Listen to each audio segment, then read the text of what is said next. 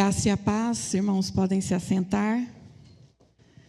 Se você está sintonizado no culto, você percebeu que desde a primeira leitura da palavra, passando pelas canções, nós estamos falando sobre Cristo, o nosso Rei, o nosso Senhor, aquele que está sentado à direita do Pai, intercedendo por nós. E Colossenses, o livro que nós estamos estudando, é uma carta escrita para não simplesmente defender, mas para reforçar, destacar e deixar muito bem claro que Cristo é o Senhor de todas as coisas. Então, convido você a abrir sua Bíblia, lá na carta de Colossenses, capítulo 2. O pastor João já fez, na sua última ministração, uma explanação sobre o contexto, sobre a cidade, sobre os objetivos da carta. E nós já vimos no capítulo 1 que Paulo ele é alguém que ora, que intercede, alguém que tem uma preocupação sincera com aquela igreja. Ele talvez não tenha, de fato, ser o fundador daquela igreja, mas é fruto do seu ministério. E mesmo não estando fisicamente, não podendo estar lá, porque essa também é uma carta da prisão, Paulo tem uma preocupação sincera com aqueles irmãos, com o perigo de que em algum momento eles se deixassem influenciar por coisas do mundo, por novas ideologias. E nós vamos ver que no capítulo 2 ele chama de vãs sutilezas. Então, acompanhem comigo a leitura a partir do verso 1. Eu vou ler na versão NAA. Quero que saibam quão grande tem sido a nossa luta por vocês, pelos que moram em Laodiceia e por muitos outros que não me viram face a face.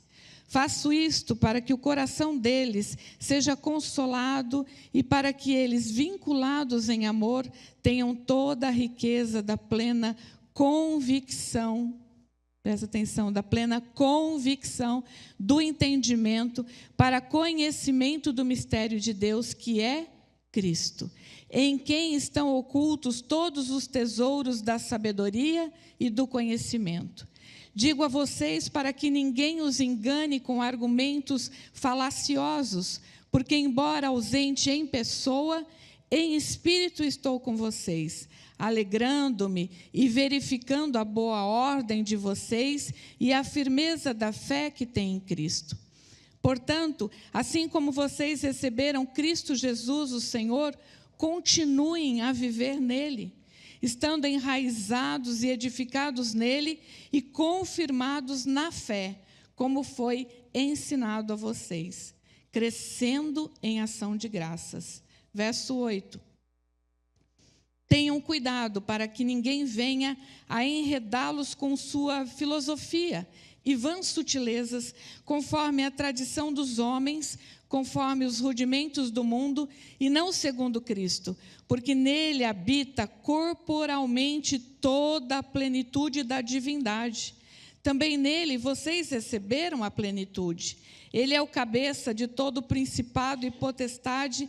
Nele também vocês foram circuncidados, não com uma circuncisão feita por mãos humanas, mas pela remoção do corpo da carne, que é a circuncisão de Cristo, tendo sido sepultados juntamente com ele no batismo, no qual vocês também foram ressuscitados por meio da fé no poder de Deus, que o ressuscitou dentre os mortos. E quando vocês estavam mortos nos seus pecados e na incircuncisão da carne, ele lhes deu vida juntamente com Cristo, perdoando todos os nossos pecados, cancelando o escrito de dívida que era contra nós e que constava de ordenanças, o qual nos era prejudicial. Removeu-o inteiramente, cravando-o na cruz e despojando os principados e as potestades, publicamente os expôs ao desprezo, triunfando sobre eles na cruz. Até aqui. Eu creio que hoje, como já foi dito, um dia de festa em que nós vamos receber novos membros, alguns por transferência, alguns por profissão de fé, que vão confirmar a sua fé em Cristo, mas também pelo batismo. É um momento oportuno para nós olharmos para esse texto e fazermos uma reflexão sobre a Igreja de Cristo e o Cristo da Igreja, que é o tema de hoje. Paulo, ele diz que que gostaria de estar face a face, mas ele precisava mostrar àqueles irmãos de Colosso que Cristo era suficiente. Paulo, ele intercede para que o coração deles sejam consolados. Ele usa uma palavra aqui que significa também encorajar, fortalecer alguém numa situação difícil. Aquela igreja, ela estava próxima da Galácia, e lá para os Gálatas, Paulo também fala sobre isso, sobre a necessidade de ver e de entender e de colocar como convicção no seu coração de que Cristo é suficiente, de que agora tradições judaicas ou filosofias gregas não serviriam mais para nada.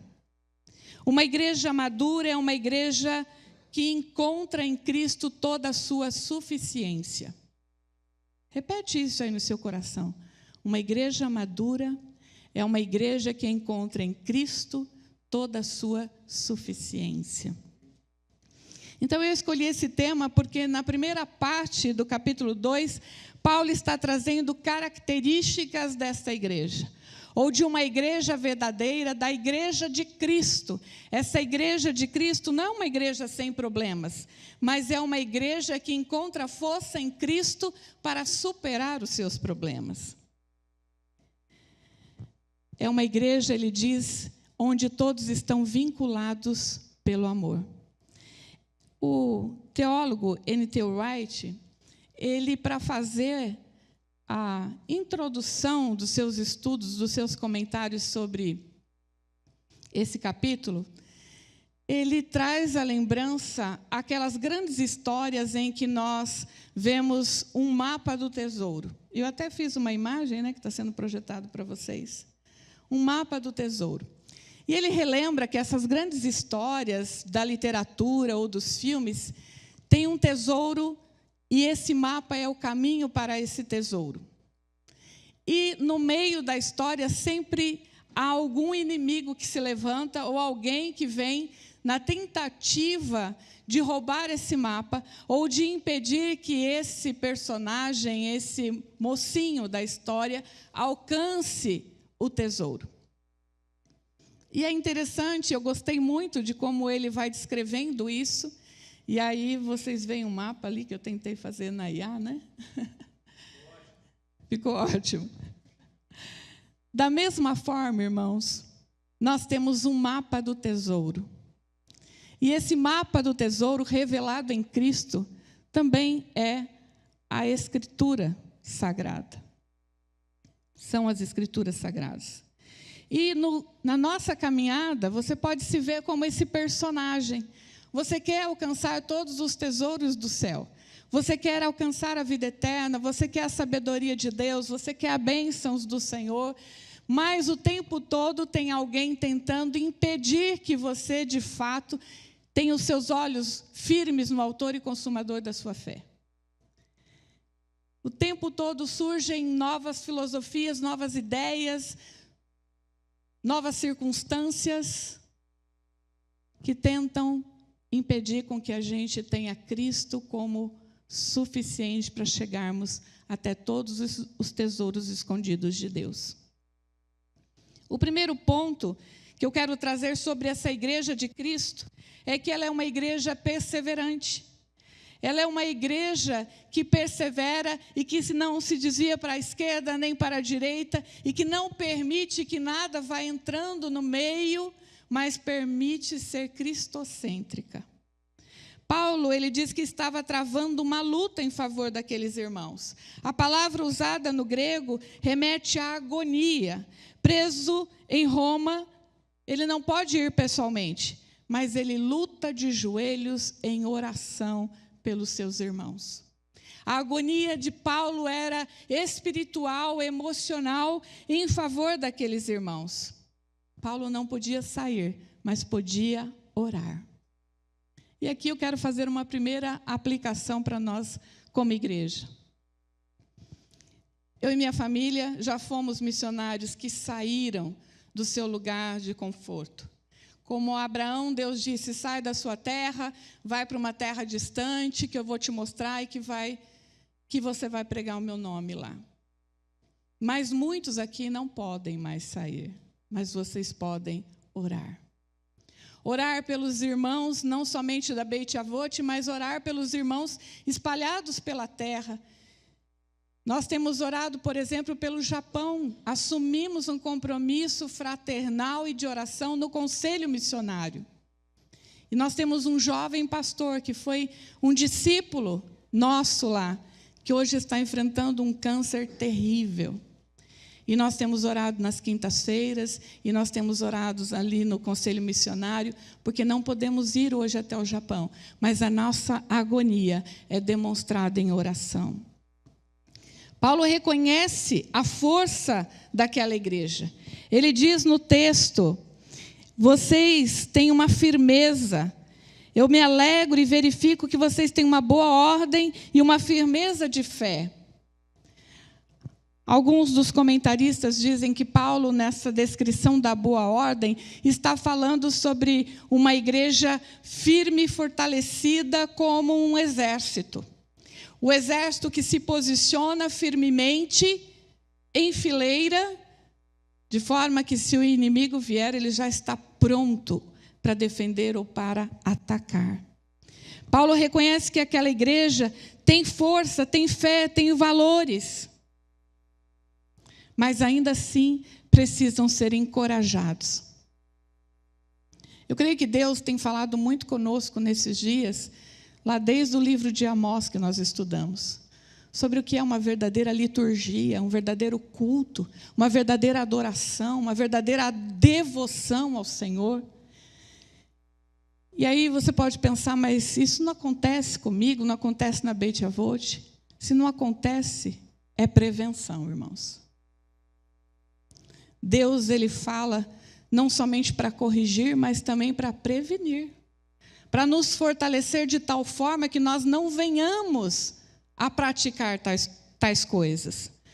Paulo ora para que eles sejam encorajados e fortalecidos para serem como um exército do Senhor, a fim de combaterem qualquer coisa que vierem contra eles.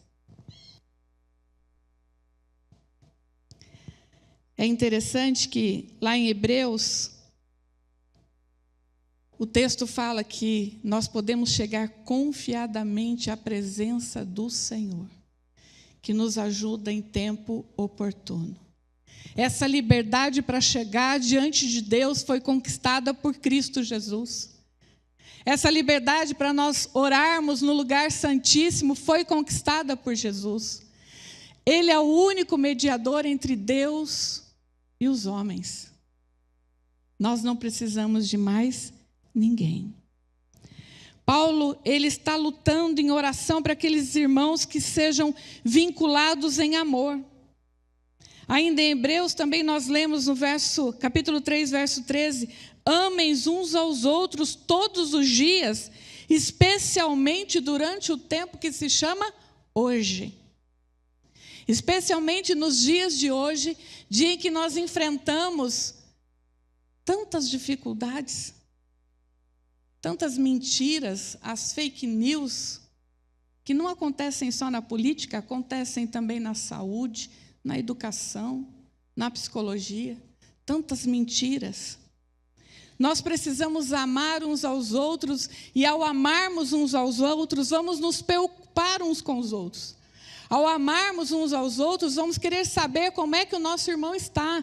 E se o nosso irmão está falecendo, está desanimando, está enfermo, as nossas mãos estão levantadas, porque nós já cantamos aqui diversas vezes uma canção, que sejam as mãos de Cristo as nossas. Em 1 Pedro 1,22 diz: amem sinceramente. Paulo está dizendo: eu faço isso para que os corações deles sejam consolados, para que eles, vinculados em amor, tenham toda a riqueza de Deus. Toda a riqueza de Deus. O que seria toda a riqueza de Deus? O que esse mapa do tesouro pode nos entregar como riquezas de Deus? Paulo continua dizendo, no verso 2, para que tenha uma riqueza da plena convicção do entendimento, para conhecimento do mistério de Deus, que é Cristo, em quem estão ocultos todos os tesouros da sabedoria e do conhecimento. Cristo tem toda a sabedoria e todo o conhecimento. É um mistério. É um mistério que nos foi revelado. É um mistério que está exposto para nós. A Bíblia diz: antes era oculto, mas agora revelado para nós que aceitamos a Cristo. Uma das grandes revelações da Bíblia é percebermos que todos os tesouros do conhecimento, da sabedoria, de toda a riqueza de Deus está em Cristo. E Cristo se tornou acessível a nós. E por causa de Cristo, Deus se tornou acessível a nós. Isso não é lindo, irmãos? Eu me emociono.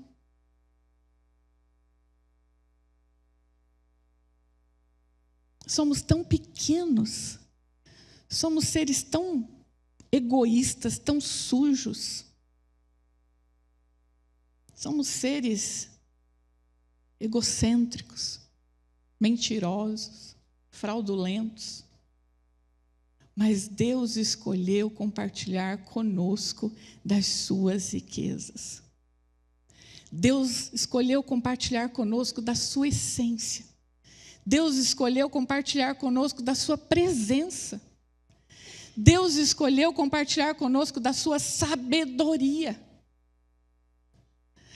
Nós podemos estudar todos os livros que existem sobre a face da terra e cursar todos os cursos, e não vamos alcançar tamanha riqueza de conhecimento quando nós nos debruçamos para conhecer mais o Senhor.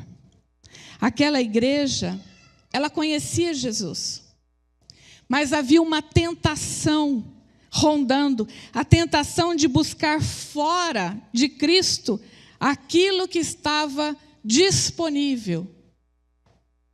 A tentação era buscar em Cristo algo mais para se satisfazer. E eu creio que esse é o problema de muitos crentes hoje. Conhecem a Bíblia, estão na igreja, mas não conhecem o suficiente de Cristo para entender ou para ter a convicção que Paulo fala, que em Cristo estão ocultos todos os tesouros. Há pessoas buscando mapas em outros lugares. Cristo é suficiente? Paulo responde sim. Porque não há nenhuma experiência espiritual que possa completar o que Cristo fez. Não há nenhum outro sacrifício que possa completar o que Cristo fez. Não há nenhum outro conhecimento que seja maior do que Cristo tem para nos entregar. Amém, igreja? Em segundo lugar, a igreja de Cristo precisa estar enraizada em Cristo. Agora Paulo passa de uma oração de palavras que fluem do seu coração para a exortação. Ele vai dizer aqui no texto que assim como vocês receberam Cristo, o Senhor, continuem vivendo nele. Especialmente vocês hoje que estão sendo recebidos, gravem bem isso. Vocês que receberam a Cristo, vocês que foram ensinados em Cristo, foram discipulados em Cristo, continuem vivendo nele. Essa é a lógica do cristianismo, né? Receber Cristo, viver Cristo, compartilhar Cristo. A imagem usada por Paulo, enraizados, é uma imagem forte e linda, que eu também produzi para vocês guardarem. Dá para mostrar a imagem da árvore enraizada? Olha só. Uma árvore frondosa. Ele usa essa metáfora para dizer que a igreja, que você precisa estar enraizado em Cristo. Uma árvore, ela não permanece viva ou bonita por muito tempo se ela não tiver as raízes sugando da terra a sua fonte de vida. Quem é bióloga aqui, né, Dani, sabe? Precisa ir lá tirar do solo tudo que ela precisa.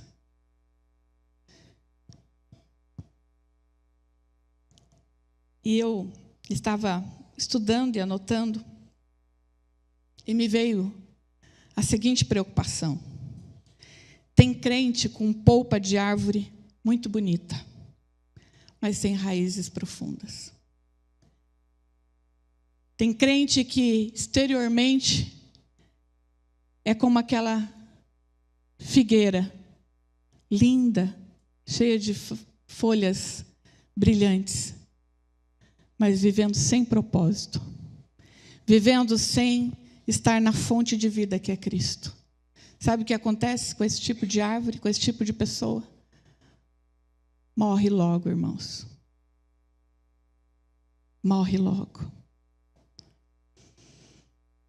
A árvore, para permanecer viva e bonita, e de forma que ela possa oferecer benefícios às pessoas, como o seu fruto, a sua sombra, ela precisa estar enraizada numa boa fonte de vida. Por isso, não basta você ser alguém que conhece Jesus. Eu conheço vários ateus que conhecem Jesus. Não basta você dizer que frequenta uma igreja.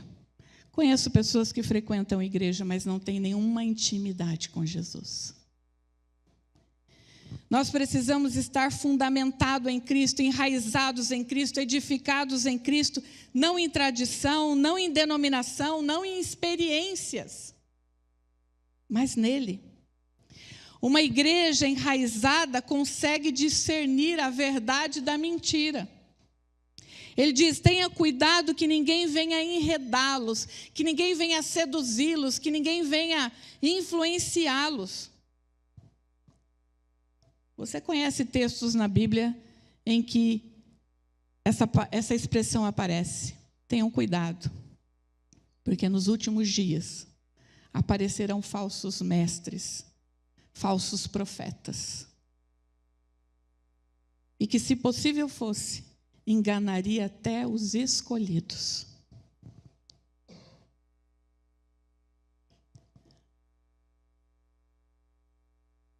Paulo fala de uma maneira que a preocupação dele é que os argumentos do mal possam se tornar a melhor razão para uma decisão.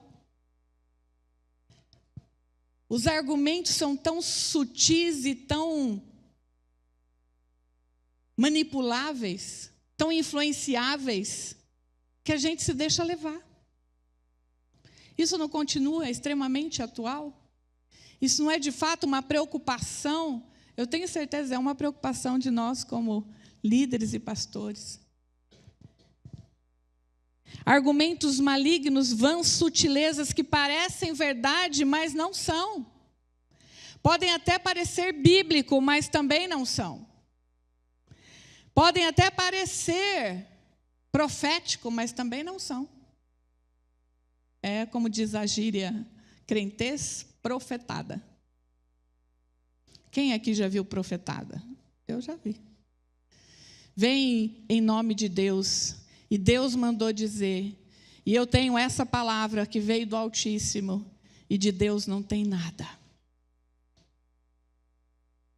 A igreja precisa conhecer tão profundamente Cristo que consiga reconhecer o que não vem dele. Precisa conhecer tão profundamente as Escrituras para reconhecer o que não vem dela. Precisa estar tão enraizada em Cristo para reconhecer o bezerro de ouro da nova geração, que foi a advertência que o pastor Silas nos trouxe domingo passado. Igrejas que estão construindo um novo bezerro com pedaços de coisas. Um pedaço de uma história, de um livro, de uma filosofia, de uma ideia, de uma nova revelação.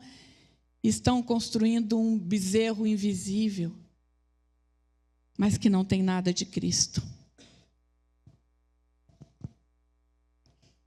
1 Timóteo 4:1, leia durante a semana. Ora, o Espírito afirma expressamente que nos últimos tempos alguns apostatarão da fé por obedecerem a espíritos enganadores e a ensinos de demônios. Está falando de crente, meu irmão. Está falando de crente, minha irmã. De pessoas que vão apostatar da fé, de pessoas que já tinham dito ter fé, e que agora perdem a fé no Cristo ressurreto, porque estão dando ouvidos a fábulas. Uma igreja enraizada não negocia seus fundamentos. O pastor Silas também falou sobre isso domingo. Algumas coisas não mudam e não se perdem, como a nossa tradição reformada. Somente a Escritura, somente Cristo, somente a fé, somente a graça, somente a glória a Deus. Isso é inegociável. Essa é a razão da nossa existência. Uma igreja não existe para inventar uma nova mensagem, para trazer uma nova caricatura de Cristo.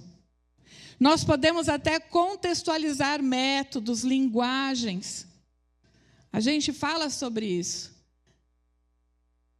Contextualizar para o nosso tempo, falar na linguagem do nosso tempo.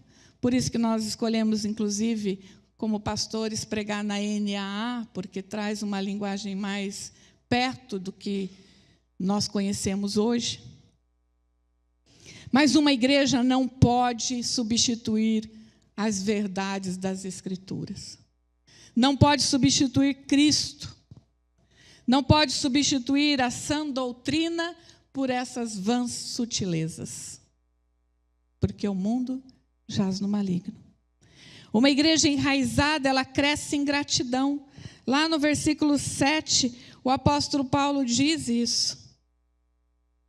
Estando enraizados e edificados nele e confirmados na fé, como foi ensinado a vocês, crescendo em ações de graça.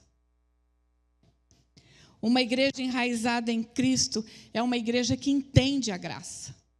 E o que é a graça, irmãos? Algo que nós não merecíamos.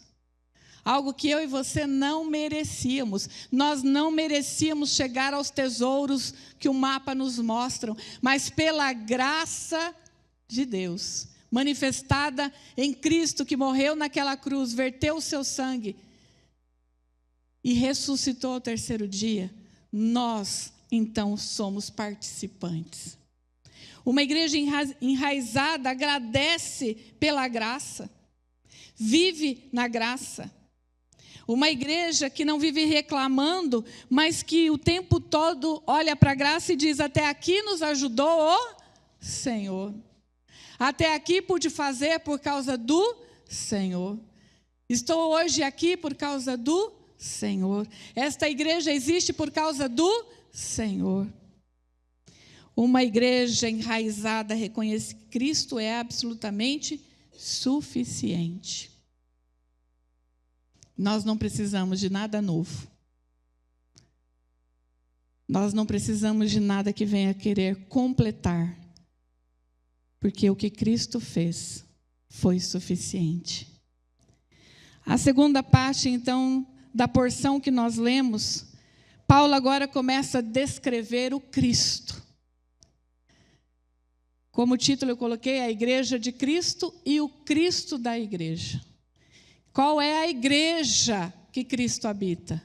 E agora, qual é o Cristo que nós adoramos? Paulo vai dizer que toda a plenitude está nele. Ele não combate as heresias e essas novas filosofias dizendo, olha, é tudo mentira, não é isso.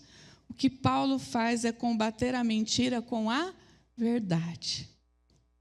É como se Paulo estivesse dizendo, olha, espera um pouquinho, vou apresentar para vocês novamente, vou lembrar vocês novamente de quem é Cristo. Quem é Cristo para nós? A partir do verso 9, ele diz, porque nele habita corporalmente toda a plenitude da divindade. O que Paulo está dizendo? Que aquele Cristo físico, terreno, tinha toda a plenitude de Deus, porque ele é Deus. João capítulo 1, ele diz, o verbo era Deus, o verbo estava com Deus, e o verbo é Deus, e o verbo se fez carne e habitou entre nós. Paulo está mostrando que Cristo é alguém que tem toda a plenitude de Deus. Ele não é um homem que, sendo elevado ao céu, se tornou Deus, mas ele é um Deus que veio e se encarnou e se tornou humano como nós. As religiões apresentam deuses que se elevaram. A Bíblia revela um Deus que veio ao nosso encontro. Toda a iniciativa foi dele.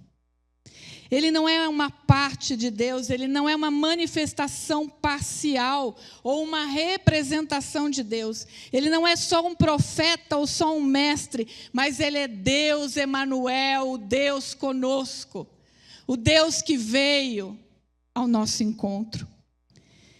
E o que é mais impressionante para mim, meus irmãos, é que Paulo continua dizendo, também nele vocês receberam a plenitude.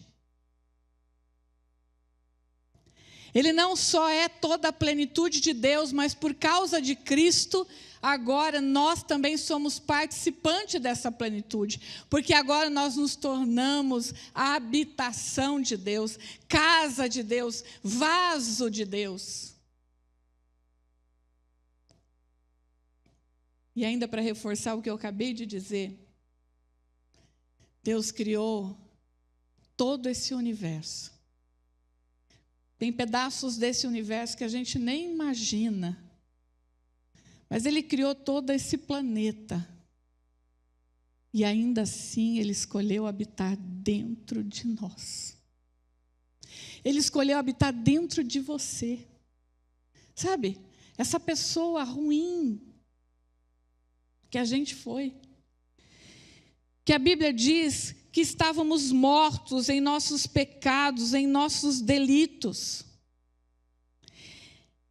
Estávamos mortos, e isso significa que sem poder algum de fazer qualquer coisa, sem vontade própria. Morto tem alguma vontade? Não.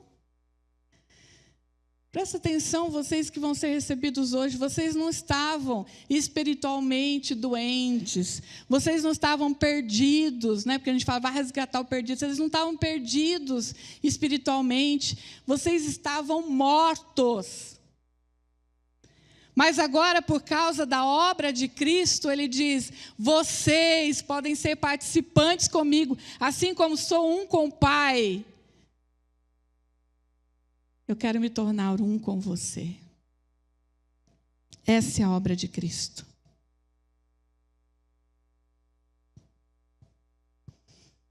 João capítulo 1 ainda, quando fala do verbo, diz assim, verso 14. E o verbo se fez carne e habitou entre nós, cheio de graça e de verdade. E vimos a sua glória, glória como do unigênito do Pai.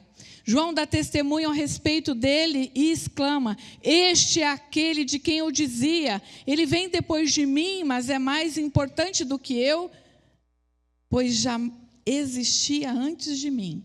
E olha o verso 16, porque todos nós temos recebido da sua plenitude e graça sobre graça.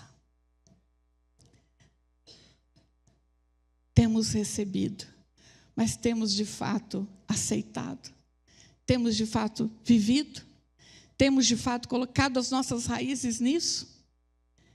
Em Cristo, nossa salvação está completa. O verso 13, Paulo vai descrever: e quando vocês estavam mortos nos seus pecados e na incircuncisão da carne, Ele lhes deu vida juntamente com Cristo, perdoando todos os nossos pecados. Ele deu vida. Por isso que nós vamos fazer uma grande festa hoje. Porque aquele que estava morto ressuscitou em Cristo. Porque aquele que estava perdido agora recebe da plenitude de Cristo.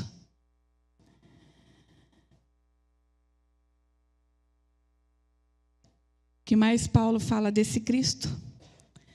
Fala que ele cancelou a nossa dívida. Cristo fez tudo em nosso lugar. O escrito de dívida é uma metáfora de um documento onde tudo que pesava contra a pessoa estava escrito nesse documento. E a pessoa assina o documento dizendo: de fato, essa dívida é minha. Como antigamente tinha as promissórias. Só vai lembrar quem é da minha idade. O que é uma promissória, né? A gente assinava dizendo: essa dívida é minha. Mas a Bíblia diz que Cristo pegou essa dívida e pagou com o seu sangue. E cancelou tudo que diz respeito a essa dívida. Tem uma imagem que eu fiz ali. E foi lá e cravou na cruz. Deus não simplesmente fingiu que essa dívida não existia mais. Deus simplesmente não rasgou o papel. O que Deus fez foi pagar a dívida. Se ele tivesse só rasgado, a gente corria um risco de alguém lá grudar de novo e falar: opa, a dívida não foi paga, não. Mas não, ele pagou. Pagou e agora não existe mais nada. E é por isso que Paulo vai escrever aos Romanos: agora nenhuma condenação há para aqueles que estão em Cristo Jesus. Não pesa mais sobre nós a condenação da dívida do pecado. Uma vez que aceitamos Cristo como Senhor e Salvador, a dívida foi paga, e foi paga com o sacrifício de Jesus. A nossa esperança não é que um dia nós conseguiríamos pagar. A nossa esperança é que Cristo já pagou. Fala para o seu irmão aí: Cristo já pagou sua dívida. Paulo também fala que o Cristo da igreja verdadeira, ele triunfou sobre os poderes. Ele vai dizer mais: Cristo não apenas pagou a dívida, Cristo não apenas cancelou toda a maldição, mas aqueles que eram seus acusadores, aqueles que eram seus algozes, eles agora também, ou sobre eles, Cristo triunfou. Aleluia! Aleluia, glória a Deus. O verbo utilizado traz a imagem de desarmar um inimigo derrotado, de expor em praça pública e de tomar os seus despojos. Irmãos, o diabo não tem poder nem sobre a casa dele. Porque a Bíblia diz que quando Jesus desceu, ele tomou a chave da morte e do inferno. E quando ele voltar, ele vai destruir de uma vez por todas. Mas nós podemos viver agora como vencedores e nos alegrarmos agora, porque o que Cristo fez na cruz já está consumado. Eu me lembro de uma frase, se não me engano, acho que aprendi isso com o pastor Silas Barbosa. Ele dizia assim: quando o diabo vier lembrar o seu passado, lembra o futuro dele. Todas as vezes que ele vier soprar: olha quem você era, olha o que você fez, olha quem foi você, olha a ficha que tinha lá. Roubou, matou, destruiu, se prostituiu. Sabe o que você vai fazer? Você vai lembrar o futuro dele. Sai de mim, Satanás, porque Jesus cravou na cruz a minha dívida. Os meus pecados foram perdoados, anulados, apagados, mas eu sei qual é o seu fim. Jesus, ele expôs a vergonha pública, os principados e potestades. A cruz que parecia derrota se torna, na verdade, a vitória não só de Cristo, mas a nossa. O mundo olha para a cruz e vê humilhação, mas eu e você devemos olhar para a cruz e vermos vitória, triunfo, esperança, alegria. Só que isso também nos traz um constrangimento, irmãos. Um constrangimento para que nós possamos verdadeiramente sermos a igreja de Cristo. Para que verdadeiramente nós estejamos enraizados nesse Cristo. A igreja de Cristo precisa voltar ao Cristo da igreja, porque nele está toda a plenitude. Nós não precisamos acrescentar absolutamente nada, nós só precisamos encontrar os tesouros ocultos, mas agora revelados a nós em Cristo Jesus. E, para finalizar, eu fiz um último slide, e eu queria que você lesse junto comigo.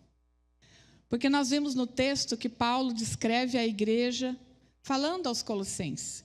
E talvez você esteja aqui racionalizando e pensando, isso é para os Colossenses. Não, nós cremos que toda a Escritura é inspirada por Deus. Paulo, enquanto fala aos Colossenses, fala também a nós. E quando ele fala do Cristo, ele fala do Cristo que nós adoramos hoje. Então, eu queria que você lesse comigo. É um resumo do que está na porção do texto para nós, Beit Avot. A Beit Avot é encorajada porque Cristo está conosco. Unida em amor porque pertencemos ao mesmo Cristo. Enraizada na palavra porque não queremos ser enganados. Firme na fé porque não negociamos o evangelho. Grata porque tudo que recebemos é pela graça. Centrada em Cristo porque nele habita toda a plenitude, do qual ele nos faz participantes. Confiante na cruz porque a nossa dívida foi cancelada.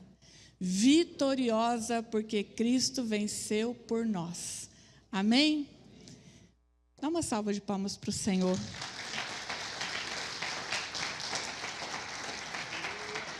Aleluia, obrigada, Senhor, obrigada, porque nesta manhã eu creio, o Senhor revelou um pouquinho mais dos seus tesouros para nós.